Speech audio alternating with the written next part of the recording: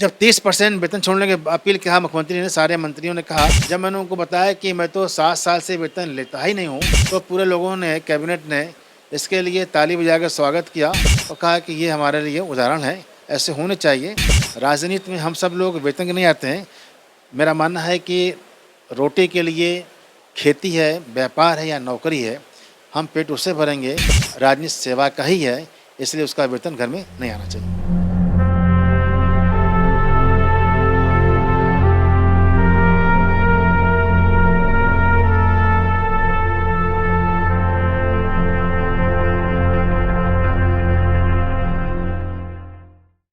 वैश्विक महामारी कोरोना को लेकर के उत्तर प्रदेश में किस तरीके से उत्तर प्रदेश सरकार काम कर रही है, प्रधानमंत्री नरेंद्र मोदी के संसदीय क्षेत्र में किस तरीके से शासन के निर्देशों का पालन कराया जा रहा है, इसको बात करने के लिए इस मामले पर हमारे साथ हैं उत्तर प्रदेश सरकार के राज्य मंत्री रविंद्र जायसवाल जी।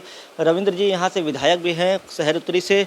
रविंद्र जी, आपका स्वागत है हमारे चैनल पर। जी नमस्कार। ये किस तरीके से उत्तर प्रदेश सरकार काम कर रही है, क्या इस समय चल रही स्थिति है प्रदेश की? आज कोरोना रोग से पूरा विश्व प्रभावित है, लेकिन एक सुखद है कि भारत में, जबकि ये चाइना का सटा हुआ देश है, घनी आबादी का देश है, लेकिन जब विश्व की तुलना देखते हैं तो भारत में इसका इफेक्ट काफ़ी कम है। इसके पीछे वाराणसी के सांसद, देश के प्रधानमंत्री माननीय मोदी जी की दूरदृष्टि का जो उनका विज़न है, जो एक्शन है, वह कारण है। तथा उन्हीं की प्रेरणा से उत्तर प्रदेश के मुख्यमंत्री माननीय योगी जी ने भी काफ़ी एक्शन लिए। आज उत्तर प्रदेश देश के सभी प्रदेशों में भारी संख्या वाला प्रदेश हमारा उत्तर प्रदेश है, जहाँ पर 23 करोड़ लोग हैं। इस 23 करोड़ में भी माननीय मुख्यमंत्री जी के एक्शन से, उनके विजन से यहाँ पर काफ़ी कंट्रोल है। अब तक पूरे उत्तर प्रदेश के अंदर 7,284 लोग कोरोना केस पाए गए। उनमें से लगभग 4,244 लोग ठीक हो गए, यानी कोरोना का पॉजिटिव पाया गया था। हाँ, संख्या थी। अगर आप इसको देखेंगे रेशियो में, तो लगभग 45% के आसपास ये रेशियो है ठीक होने के लिए। और यह उत्तर प्रदेश के लिए अच्छी रिपोर्ट है। देश विश्व स्तर पर भारत के लिए भी, अगर पूरे विश्व में भारत 1 नंबर पर है कंट्रोल करने के मामले में, तो उसमें उत्तर प्रदेश है भारत में कंट्रोल करने के मामले में। उत्तर सरकार ने कई ऐतिहासिक काम किया। भारत सरकार ने विधवा पेंशन हो, चाहे वृद्धा पेंशन हो, चाहे दिव्यांग पेंशन हो, साल में महीना होते हैं 12, लेकिन उनको 14 महीने का पेंशन दिया जा रहा है। लोग घर में होंगे, जो लोग राशन कार्ड था जिनके पास, उनको 2 महीने का दिया, राशन फिर दिया गया। जो लेबर मजदूर बाहर से लौट के आ रहे हैं, प्रवासी मजदूर आ रहे हैं, वो सरकार उनको अपने से किराया पर, अपने व्यवस्था से उनको घर तक पहुँचा रही है। और घर तक पहुँचाना ही नहीं, घर पहुँचाने के बाद उनको सूखा अनाज का किट देना, जिसको हम कहते हैं कि मोदी किट है। चावल है, दाल है, आटा है। यानी कोई आदमी चला सूरत से, बॉम्बे से, उसको हमने यूपी के बॉर्डर पर या वहाँ से उसको लिया बस में, ट्रेन में, जहाँ पर ज़िले में उतर रहा है वहाँ चेक कराना, चेक करने के बाद उसको क्वारंटाइन में रखना। लगता है कि नहीं इसकी स्थिति समान है, तो उसके घर के अंदर उसको भेजना क्वारंटाइन में। घर में जा रहा है तो उसे घर के सूखा अनाज देना, फिर उसको 1,000 रुपया देना, ताकि वह परिवार आगे कोई दिक्कत ना हो। सरकार ने एक अच्छा काम किया माननीय योगी जी के निर्देश में। जो मजदूर आ रहे हैं उत्तर प्रदेश के अंदर, उनको स्किल के हिसाब से 4 विभाग, रोज़गार वाले हैं, लेबर वाले हैं, छटनी करके कि इसमें क्वालिटी क्या है, और उनके स्किल्स के हिसाब से आप अगर डालेंगे नेट पर कि जो मजदूर लौट के आ रहे हैं इनमें क्या क्या स्किल है। कोई फैक्ट्री में है, फैक्ट्री अलग अलग है, कोई तार का है, कोई तांबे का है, कोई सूरत के अंदर डायमंड का है, तो उसके स्किल के हिसाब से उसको छटनी किया जा रहा है, और छटनी करके फिर उसको काम में लगाया जा रहा है। तो उत्तर प्रदेश में बड़ी संख्या में प्रवासी मजदूर आए हैं, तो क्या लगता है कि जितने प्रवासी मजदूर आए हैं तो उनको जो सरकार और शासन जो मतलब रोजगार मुहैया कराने की जो प्लानिंग है वो पूरे तरीके से सफल हो पाएगी? भारत सरकार ने माननीय मोदी जी ने MSME यानी कि जो 20,000 करोड़ रुपये इसमें दिए, उसमें MSME यानी उद्योग लगाने के लिए, छोटे उद्योग से लेकर बड़े उद्योग तक के लिए उसमें लेके आए योजना। अब मान लीजिए कोई व्यक्ति, किसी के पास स्किल है, वह कोई कारखाना चलाने में काम करता था, उसके अपने गांव में पूंजी नहीं थी, तो सरकार क्या करे, तुम्हारे पास स्किल है, तुमको हम पूंजी की सपोर्ट कर रहे हैं, खुद अपना काम खड़ा करो। हाँ, खड़ा करो। और मेरा आग्रह है कि आज चाइना को हमें कायदे से अगर चाइना से हमें करना मुकाबला, तो गांव-गांव में रोज़गार खड़ा करना पड़ेगा। हमारे पास हर गांव-गांव में स्किल मैन हैं, बस सरकार उनको उनको लाइसेंस, उनको फंड, उनको पूँजी यह देने जा रही है। इससे हर गांव में रोज़गार मिल जाएगा, क्योंकि गांव के बंधु ही जाकर के बाहर काम करते हैं। एक सवाल उठता है कि शासन कई योजना लाती है कि हर लोग तक मदद पहुंचे, लेकिन योजना धरातल पर आते आते धराशायी हो जाती है।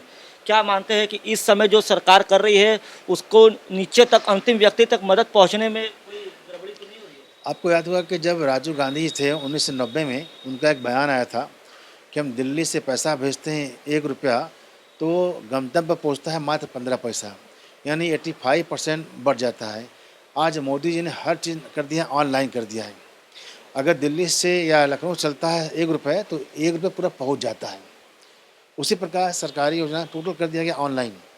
आपको ऑनलाइन आवेदन करना है, आपको ऑनलाइन मिल जाएगा लाइसेंस, आपको ऑनलाइन ही मिल जाएगा बैंक से फाइनेंस। तो मैन पावर का बहुत दिक्कत होने गया है। जवाबदेही तय कर दी गई है कि अगर आपने कोई अप्लाई कर रखा है लाइसेंस के लिए और विलम्ब हुआ, तो विलम्ब का कारण बताएगा विभाग या उसके खिलाफ कार्रवाई की जाएगी।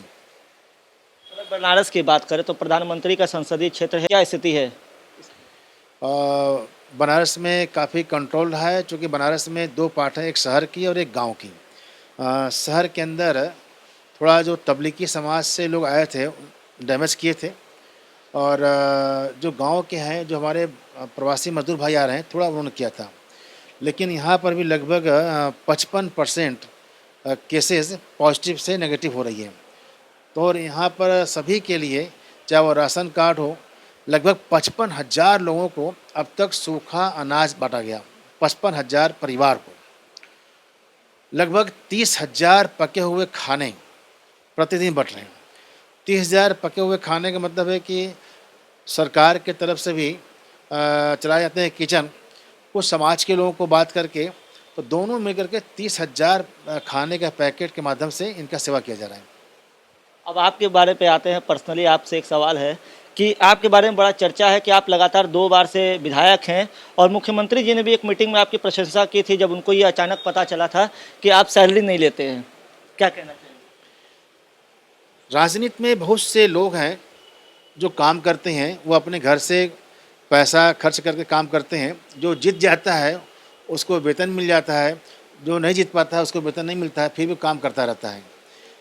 मेरे पिताजी ने 2002 में जब चुनाव लड़ा पहली बार, तो उन्होंने कहा था कि राजनीति का पैसा घर में नहीं आना चाहिए।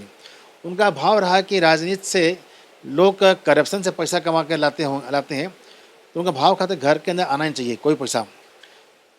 जब मैं विधायक बना 12 में, तो पिताजी का वह निर्देश कि घर के अंदर नहीं आना चाहिए, तो मेरा मूल भाव था कि पिताजी थे नहीं उस समय, तो उन्हीं के भाव को लेते हुए कि घर के अंदर न वेतन आएगा न भत्ता आएगा, ये सरकार के पास रहती है। सरकार के पास मैं जब 2012 में विधायक बना, उस समय हम लोग भाजपा में विपक्ष में थे, तो हमने सरकार को, मुख्यमंत्री जी को लिख के दिया, अखिलेश यादव उस समय थे, कि मेरे को वेतन नहीं आना चाहिए। ये वेतन मुख्यमंत्री आपदा राशि होती है, जब कहीं आपदा आती है तो उसका इस्तेमाल किया जाता है, तो मेरा वहाँ जमा कर लिया जाए।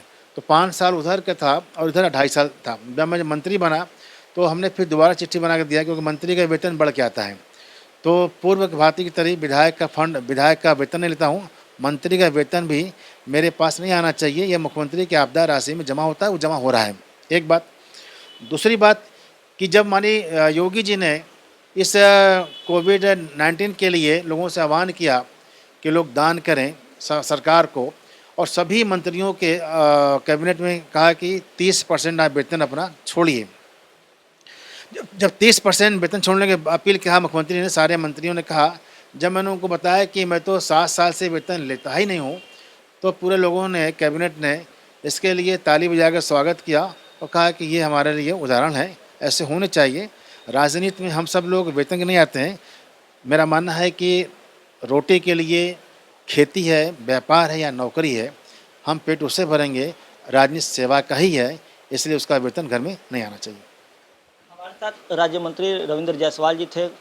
उत्तर प्रदेश सरकार किस तरीके से कोरोना को लेकर के तैयार है, कई महत्वपूर्ण बिंदुओं पर उन्होंने चर्चा की। उनका कहना है कि शासन की ये पूरे तरीके से कोशिश है कि जो भी योजनाएं हैं इस समय कोरोना महाकाल संकट जो इस समय एक महासंकट के तौर पे उभरा हुआ है, उसमें हर व्यक्ति को सरकार की तरफ से जो भी मदद मुहैया कराई जा रही है वो पहुँच सके। वाराणसी से शिवम गुप्ता के साथ सौरभ श्रीवास्तव।